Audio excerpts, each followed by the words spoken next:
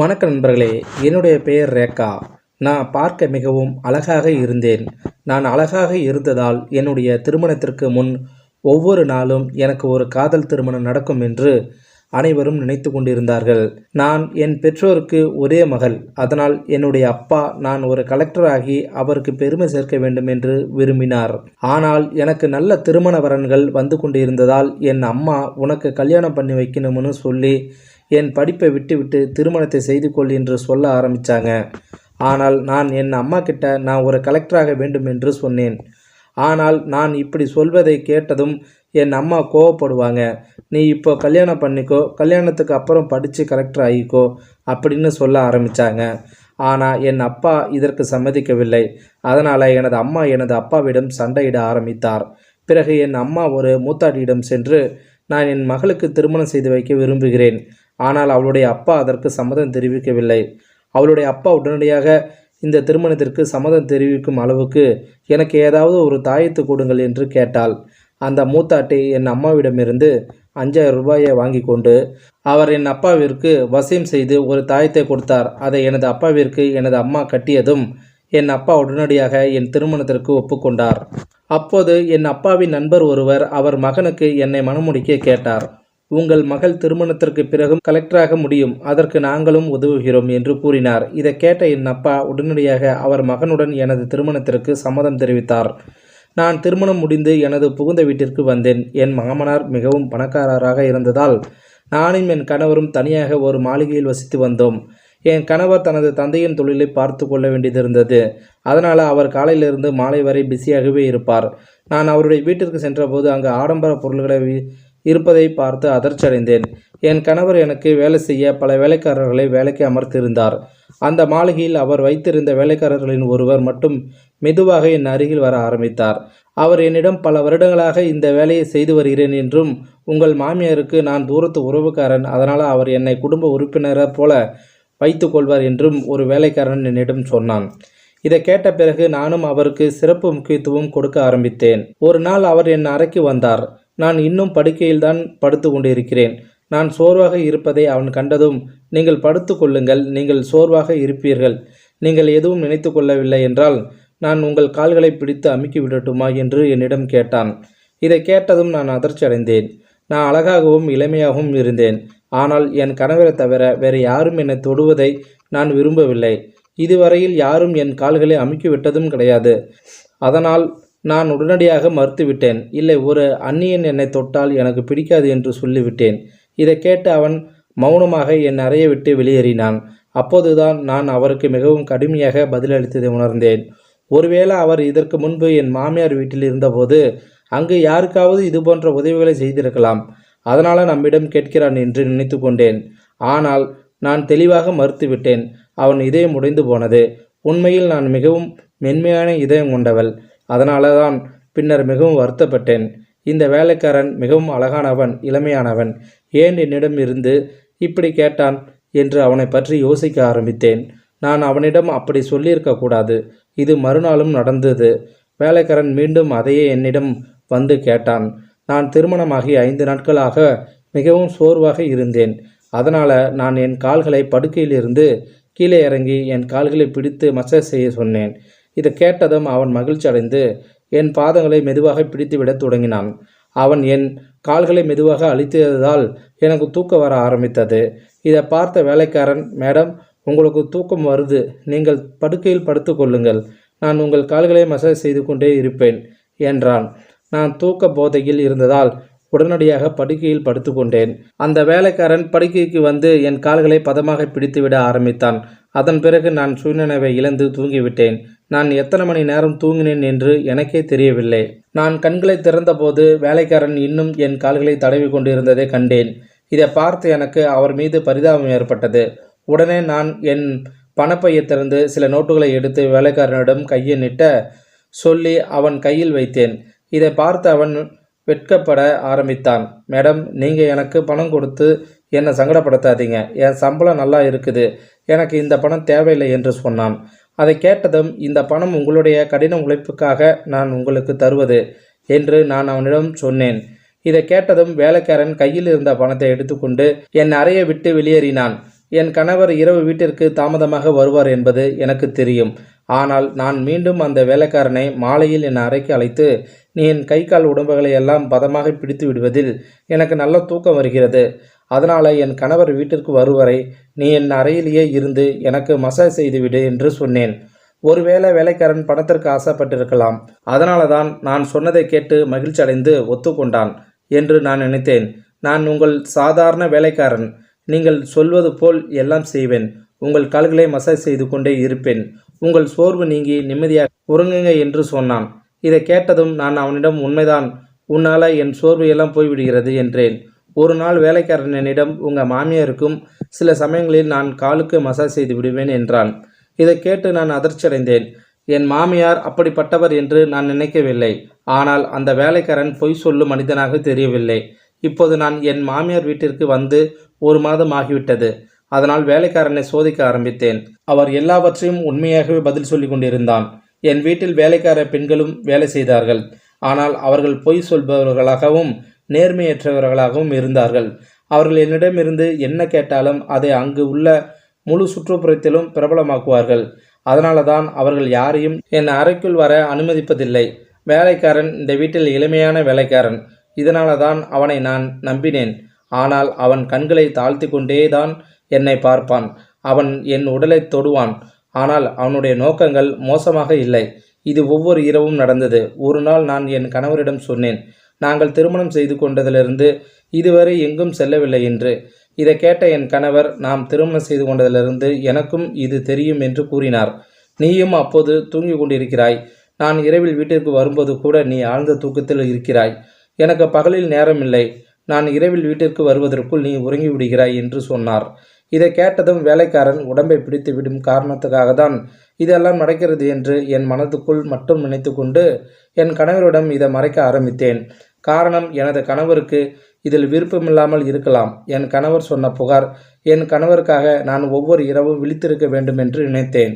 இன்று இரவு வேலைக்காரன் என்னிடம் மசாஜ் கேட்கும்போது நான் தூங்காமல் இருக்க வேண்டும், என் கணவர் வரும் வரை விழித்திருப்பதற்காக நான் அதை மறுத்துவிட வேண்டும் என்று அன்று முடிவு செய்தேன். மாலையானதும் நான் குளித்துவிட்டு என்னை நன்றாக தயார்படுத்தி கொண்டு மணப்பெண் போல் உடையை அணிந்து படுக்கையில் அமர்ந்தேன். வேலைக்காரன் என் அறைக்கு வந்தபோது எனக்கு மசாஜ் செய்து விடட்டுமா என்று கேட்டான். ஆனால் நான் மறுத்துவிட்டேன். நான் சொல்வதை கேட்ட பிறகு அவன் சற்று சோகமாகி திரும்பி சென்றான். சிறிது நேரம் கழித்து அந்த வேலைக்காரன் கையில் ஒரு கிளாஸ் பாலுடன் என் அறைக்கு வந்தான். உணவு சாப்பிட்டதால் உடனடியாக பால் குடித்தேன். என் கணவருக்காக காத்திருக்க ஆரம்பித்தேன்.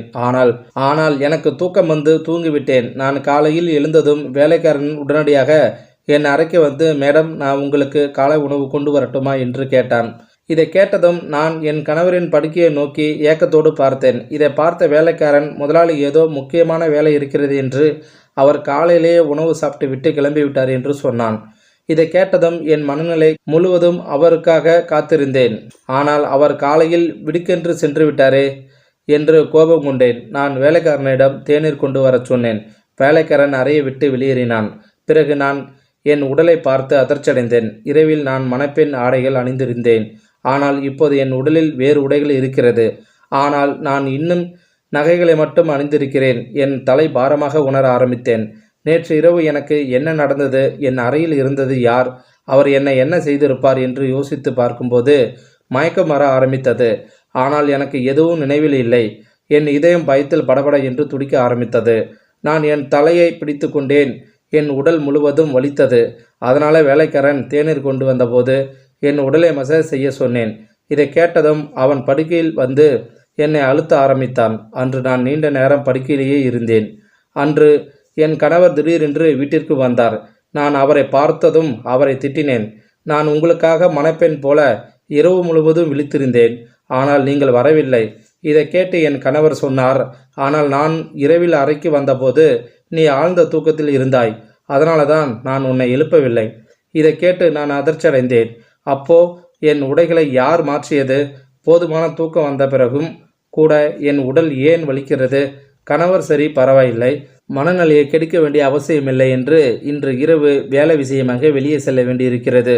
அதனால் தாமதமாகிவிடும். அதனால் இப்போது எனக்கு 3-4 மணி நேரம் சும்மாதான் இருக்கிற.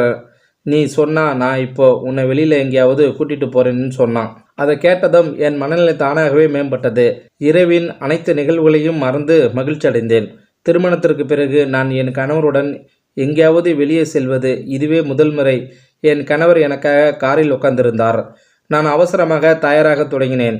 அந்த நேரத்தில் வேலைக்காரனிடம் வந்து, மேடம், நீங்கள் எங்கேயாவது போறீங்களா என்று கேட்டான். இதை கேட்டதும் நான் அவனிடம் சொன்னேன், ஆமாம், ஆனால் நீ ஏன் கேட்குறாய் என்றேன். இதை கேட்ட வேலைக்காரன், நான் உங்கள் வேலைக்காரன், அதனால் உங்கள் உடல் சோர்வடையும் என்பதால் வெளியே செல்ல வேண்டாம் என்று அறிவுறுத்துகிறேன் என்றான். இதை கேட்டதும் எனக்கு கோபம் வந்தது. நீ என் வேலைக்காரன்தான், என் கணவனாக மாற முயற்சிக்காதே என்று சொன்னேன். இது சொல்லிவிட்டு நான் வெளியே சென்றேன். எனக்கு எதற்கு கோபம் வந்தது என்று எனக்கு தெரியவில்லை. நான் அந்த வேலைக்காரனுக்கு என் மனதின் ஒரு பகுதியை கொடுப்பேன். அவன் என்னிடம் சொன்னதும் தவறு என உணர்ந்திருந்தான். அதனால் நான் வீட்டிற்கு வந்தபோது அவன் வரவில்லை. என் கணவர் என்னை வாசலில் விட்டு வெளியே சென்றார். ஆனால் நான் உள்ளே வந்தபோது என் உடல் முழுவதும் வலித்தது. ஒருவேளை என் உடல் மசாஜிற்கு பழகிவிட்டதோ என்னவோ. அதனால் இரவு வந்தவுடன் எனக்கு மசாஜ் செய்ய ஆசை வரும். ஆனால் நான் அந்த வேலைக்காரனை கோபப்படுத்தியிருந்தேன். அதனால் இன்று அவன் எனக்கு மசாஜ் செய்ய வரவில்லை. ஆனால் எனக்கு அவன் தேவைப்பட்டதால் நான் ஒரு வேலைக்காரியை அழைத்து அந்த வேலைக்காரனை அழைக்க சொன்னேன். சிறிது நேரம் கழித்து அந்த வேலைக்காரன் என் அறைக்குள் வந்து என் படுக்கையில் அமர்ந்து அமைதியாக என் கால்களை மசாஜ் செய்ய ஆரம்பித்தான். இதை பார்த்து எனக்கு கவலையாக இருந்தது. நான் அவனிடம் இவ்வளவு மோசமான வார்த்தைகளை பேசினேன்.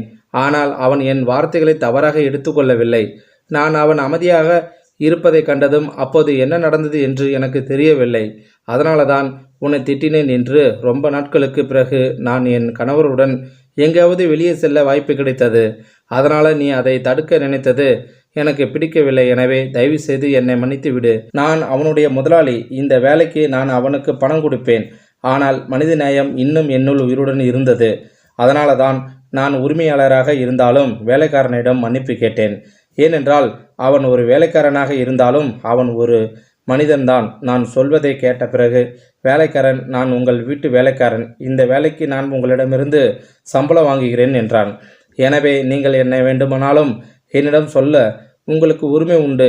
இப்படி அவன் சொல்வதை கேட்டதும் நான் அமைதியாகிவிட்டேன். ஆனால் இனிமேல் இது போன்ற எதையும் அவனிடம் சொல்ல மாட்டேன் என்று முடிவு செய்தேன்.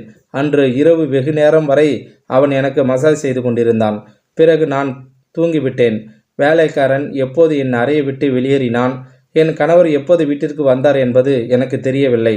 நான் காலையில் எழுந்தபோது என் கணவர் குளியலறையில் வெளியே செல்ல தயாராகி கொண்டிருந்தார். நான் ஆச்சரியத்துடன் அவரை பார்க்க ஆரம்பித்தேன். இந்த நாட்களில் எனக்கு என்ன நடக்கிறது என்று எனக்கு தெரியவில்லை. வேலைக்காரனின் மசாஜ் காரணமாக எதையும் உணராமல் ஆழ்ந்த தூக்கத்தில் இருப்பேன். எனக்கு வேற எதுவும் தெரியாது. என் கணவர் எப்போது அறைக்குள் வந்தார், என் கணவர் வருவதற்கு முன் அவன் எனக்கு மசாஜ் செய்யும் போதெல்லாம் நான் திடீரென்று ஆழ்ந்த தூக்கத்தில் இருக்கும் அளவுக்கு இந்த வேலைக்காரனின் மசாஜ் என்ன மந்திரம் இருக்கிறது என்று நான் யோசிக்க ஆரம்பித்தேன். காலை எழுந்ததும் எனக்கு தலைவலிக்கிறது. ஆனால் நான் கணவரிடம் இதை சொல்லவில்லை. ஏனென்றால் அந்த வேலைக்காரனிடமிருந்து நான் மசாஜ் செய்து கொண்டிருப்பதை என் கணவர் தெரிந்து கொள்ள நான் விரும்பவில்லை. ஒரு நாள் என் கணவர் பகலில் வீட்டில் இருந்ததால் வீட்டு வேலைகள் அனைத்தையும் அந்த வேலைக்காரன் மூலம் செய்ய வைத்தேன். அவனை என் அறைக்கு வரவிடவில்லை. வேலைக்காரன் வீட்டு வேலைகள் அனைத்துமே செய்து கொண்டே இருந்தான். மேலும் நான் யாரிடமும் மசாஜ் என்ற சொல்லை பயன்படுத்தவில்லை. இதை பற்றி யாருக்கும் தெரியக்கூடாது என்று விரும்பினேன். இந்த நேரத்தில் என் கணவர் வீட்டை விட்டு வெளியே செல்லும் போது எல்லாம் நான் அந்த வேலைக்காரனை அறைக்குள் அழைப்பேன். ஆனால் ஒரு நாள் என் கணவர் திடீரென்று வீட்டிற்கு வந்தார். நான் அறையில் இருந்தேன். இதை கேட்ட பிறகு நான் மிகவும் பயந்தேன். என் கணவர் வருவதற்குள் வேலைக்காரனை அனுப்பிவிட வேண்டும் என்று நினைத்தேன். ஆனால் இந்த வேலைக்காரன் மிகவும் புத்திசாலி. என் கணவர் வீட்டிற்கு வருவதற்கு முன்பு வேறு வேலைகளில் மும்முரமாக இருந்தான்.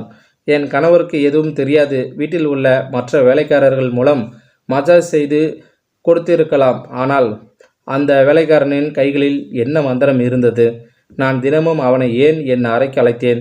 என்ன நடக்கிறது என்று எனக்கே தெரியவில்லை. இரவில் வேலைக்காரன் மசாஜ் செய்யவில்லை என்றால் காலையில் எழுந்ததும் என் தலை கனமாகி விடுகிறது.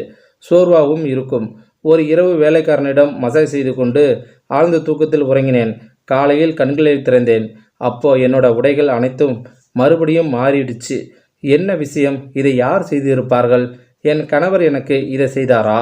நான் கண்ணாடி முன்னாடி போய் பார்த்தேன். அதிர்ச்சி ஆயிட்டேன். என் உடல் முழுவதும் அங்கங்கே சிகப்பு நிற அடையாளங்கள் இருந்தன. நான் சிந்தனையில் மூழ்கினேன். இது என்ன மாதிரியான குறி. நான் என் உடலை தடவ ஆரம்பித்தேன். அந்த குறியை அழிக்க முயற்சி செய்தேன். ஆனால் அது நடக்கவில்லை. மறுநாள் என் உடலை பார்த்தேன். அந்த குறி மறைவதற்கு பதில் பரவத் தொடங்கியிருப்பதை கண்டேன். நான் பதட்டமாகி இருந்தேன்.